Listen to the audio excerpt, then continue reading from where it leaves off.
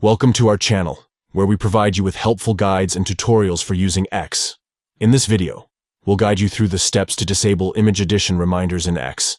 These reminders prompt you to add descriptions to your images. Let's get started with the full guide.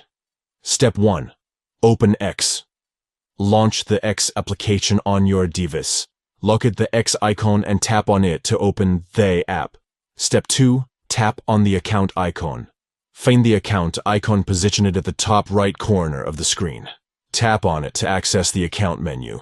Step 3. Tap on Accessibility Display and Language. From the account menu, locate and tap on the Accessibility Display and Language option. This will take you to the accessibility and language settings of your X account. Step 4. Tap on Accessibility. Within the Accessibility and Language settings, find and tap on the Accessibility option. This is where you can manage various accessibility features of X. Step 5. Disable Receive Image Description Reminders. Within the accessibility settings, locate the option that says Receive Image Description Reminders and disable it. By doing so, you'll no longer receive reminders to add descriptions to your images. And there you have it.